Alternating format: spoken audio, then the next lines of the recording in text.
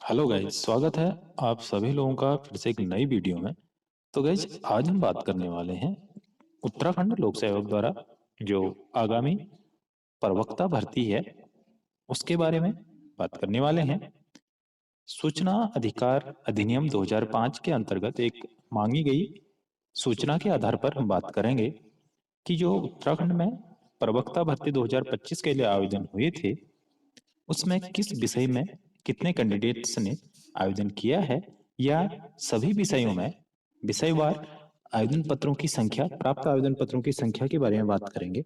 और साथ ही जो उत्तराखंड प्रवक्ता भर्ती के जो अन्य विषय बचे हुए हैं उनकी जो परीक्षा तिथि है वो कब तक जारी हो सकती है, या अगले जो बचे हुए विषय हैं उनका एग्जाम कब तक हो सकता है। तो सबसे पहले जान लेते हैं कि सूचना अधिकार अधिनियम राइट टू इंफॉर्मेशन के आरटीआई के अनुसार, प्राप्त जानकारी के अनुसार जो 13/3/2000 प्राप्त 2026 को प्राप्त हुआ, इसका संदर्भ ग्रहण करने का कष्ट करें।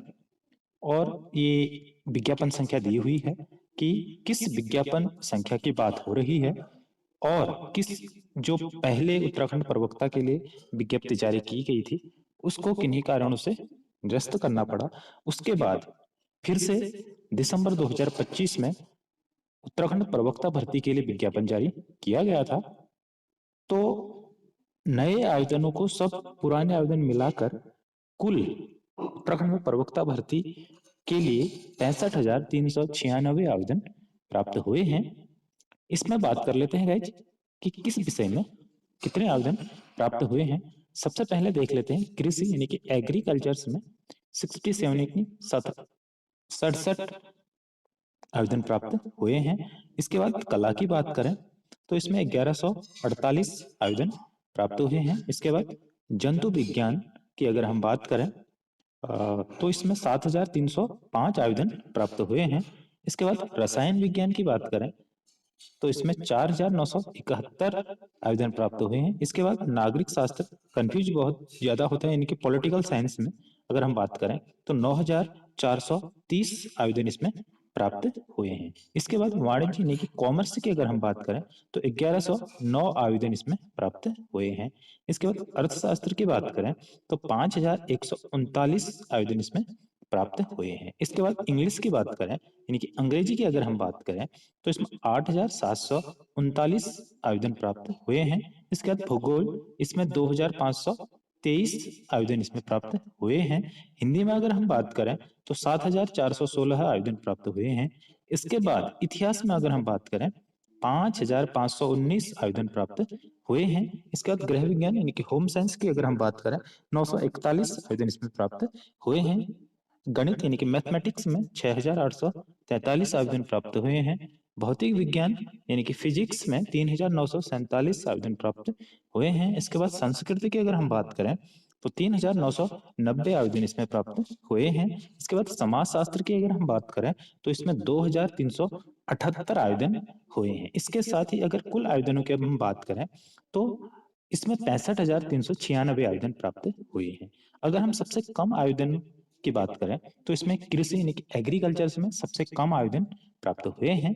इसके बाद अगर हम सबसे ज्यादा आवेदन पत्रों की अगर हम बात करें तो इसमें नागरिक शास्त्र यानी कि पॉलिटिकल साइंस में सबसे ज्यादा 9,430 आवेदन प्राप्त हुए हैं। तो गाइस, ये तो रही आवेदन पत्रों की संख्या विषय वाइज, किन विषयों में कितने कैंडिडेट शामिल होंगे या कितने लोगों ने इसके लिए आवेदन किया है। शामिल होने की बात तो बाद में बात पता चलेगी कि कितनों ने इस एग्जाम को दिया है। इसके बाद अगर हम आगे बात करें कि आयोग ने अभी 4 या 5 सब्जेक्ट्स की ही आवेदन जो परीक्षा तिथि है वो अभी घोषित की है। अभी फिलहाल नए सब्जेक्ट्स जितने भी हमारे सब्जेक्ट बचे हुए हैं उनकी अभी परीक्षा तिथि के बारे में कोई सूचना नहीं है। अगर हम बात करें कि जो मई लास्ट तक जितने भी 4 या 5 सब्जेक्ट का एग्जाम होना है तो उसके बाद ही संभव है कि आयोग इसकी अन्य परीक्षा तिथि घोषित कर सकता है। अगर 15 अप्रैल तक उम्मीद लगाई जा सकती है कि 15 अप्रैल तक आयोग ने अगले बचे हुए सब्जेक्ट्स यानी कि जितने भी अभी शिफ्ट वाइज कराने हैं, 2 या 3 शिफ्ट्स में अभी ये सारे एग्जाम होने हैं, हो सकते हैं। अभी फिलहाल फर्स्ट चरण चल रहा है। इसके बाद अगर द्वितीय चरण में जितने भी सब्जेक्ट्स का एग्जाम होना होगा, उसके लिए उम्मीद लगा सकते हैं कि 15 अप्रैल तक आयोग के द्वारा तिथियां घोषित की जा सकती हैं। क्योंकि अगर मई के बाद जो दूसरा चरण होगा वो जून में होगा, तो उसके लिए कम से कम 15 अप्रैल तक ये तिथियां घोषित हो जानी चाहिए।